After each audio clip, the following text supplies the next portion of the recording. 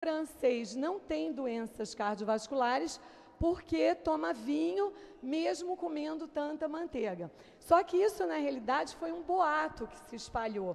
Embora o vinho faça bem à saúde, depois de alguns anos, as evidências científicas tentando sempre buscar respostas exatas, o que, aliás, não é fácil na nutrição, porque, por exemplo, quando você testa um remédio, você tem mais facilidade de identificar o efeito do remédio do que na nutrição. A pesquisa na nutrição ela tem uma grande dificuldade porque ninguém come exatamente igual. O ato de comer ele é permeado por um contexto psicológico, afetivo, social, cultural, que envolve milhões de coisas. Então, só seria possível você analisar se era o vinho realmente se você isolasse todas essas pessoas e fizesse elas comerem a mesma coisa. Então, por isso que essa resposta demorou muitos anos para chegar num nível de evidência científica, né?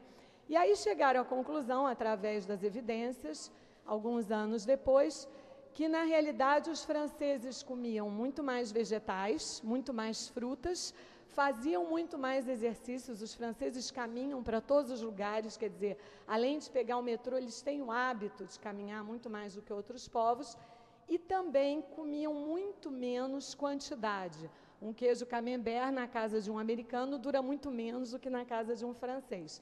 Então, aí, através dessa resposta, esse paradoxo francês foi elucidado. Um tempo depois, surgiu uma outra polêmica, que vocês também devem ter ouvido falar, porque esse livro foi lançado no Brasil, Por que as mulheres francesas não engordam? Vocês ouviram falar?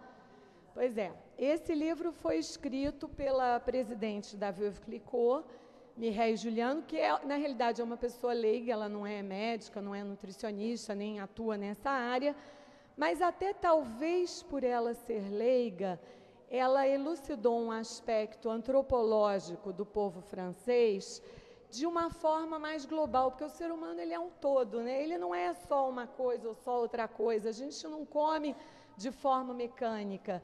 Então, ela, através de uma forma muito solta no livro dela, ela colocou que o francês se relaciona com a comida de uma forma diferente. Então, embora ela até tenha falado algumas coisas que, no ponto de vista nutricional e científico, não tivesse tanto a ver, eu acho que o grande ganho que ela teve nesse livro é que ela realmente contou uma historinha.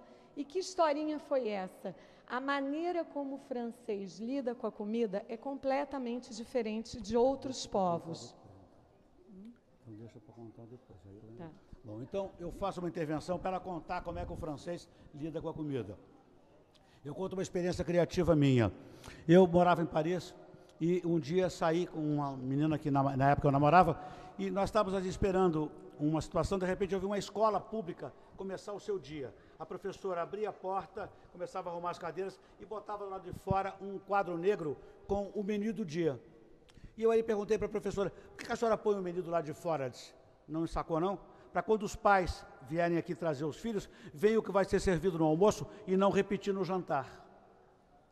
Então você pode perceber que até numa escola pública, esse conceito da seleção de que falava a Bia, está tão introjetado, faz tanto parte da cabeça francesa, que é natural para eles isso. A gente brinca que o francês almoça falando do jantar. E embora isso seja uma blague, na verdade tem uma razão ótima de ser. Quantos de nós já não convidamos alguém para comer em nossa casa, por exemplo, para jantar, e não dizemos simplesmente o que vamos servir? E esta pessoa almoça com os amigos exatamente a mesma coisa que nós vamos servir de noite.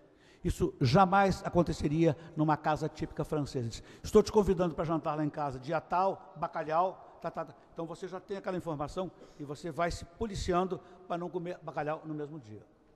Eu tenho um exemplo muito curioso que vocês podem constatar aqui. É só entrar aqui nessa galeria de fotos que nós selecionamos.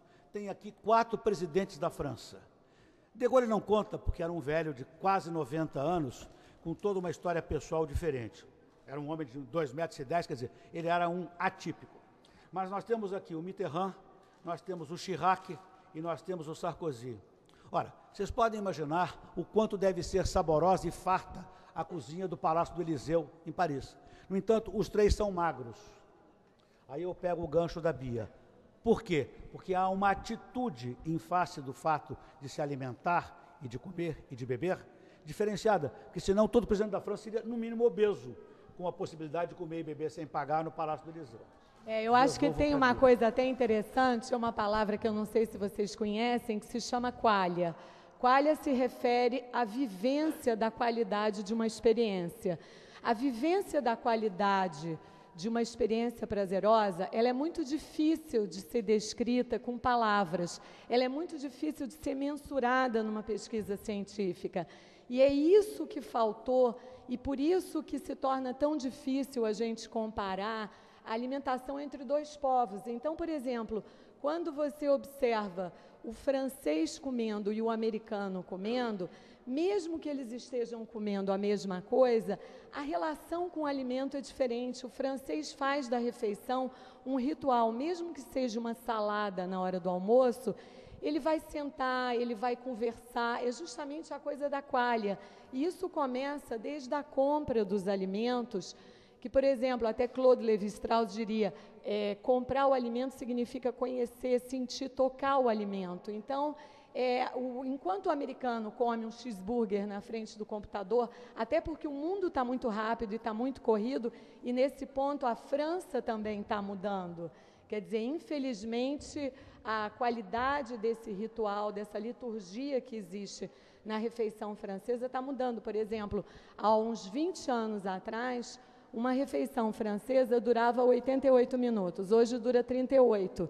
Então, hoje a obesidade é uma preocupação, é um problema de saúde pública na França, embora esteja muito menor do que nos Estados Unidos e menor até do que no Brasil, porque eles ainda têm, principalmente no interior da França, não na capital, essa coisa litúrgica que faz da refeição uma celebração. E eu acho que isso é uma coisa que o mundo todo tinha que parar para olhar, que a gente não se alimenta só de alimentos em si, mas também de ideias, de pensamentos, de atitudes, e que o ato de comer, ele não representa só aquilo que você está comendo, quantas calorias, e eu acho que isso na nutrição também é muito importante. Às vezes, uma pessoa que come um doce correndo na frente da geladeira, engolindo, ela não consegue nem capitalizar a saciedade que aquele doce deu, e muito menos o prazer. E eu acho que isso o francês realmente é um exemplo. E estão perdendo, de certa maneira, mas ainda tem muita gente que consegue resgatar isso, né, Reinaldo? Eu agora pego e paro, ela pegou e pego 2 coisas. Eu conversava com o professor Pitangui na hora do almoço sobre um livro famoso chamado A Filologia do Gosto, que foi escrito por um médico chamado Brillat-Savarin, em 1700 e alguma coisa, ele era contemporâneo de Luís XIV, em que ele conta como é que a comida reage na língua, no palato, na saliva. E em um certo momento ele fala o seguinte: de fulano eu não falo e não gosto porque ele come muito rápido. Então aquilo era uma acusação gravíssima. Esta acusação ele come muito rápido. Até porque as pessoas esquecem uma coisa, que não sei se todo mundo sabe. Tem um francês que trabalha justamente com a parte cognitiva do gosto, ele é um pesquisador, e ele disse o seguinte: ele fez um experimento com crianças pequenas, bebês, pessoas idosas. O prazer que a gente sente do alimento depende do tempo que o alimento fica na boca, porque são as papilas gustativas. Então, a pessoa que come rápido precisa comer 10 vezes mais para poder sentir aquele mesmo prazer. Logo engorda.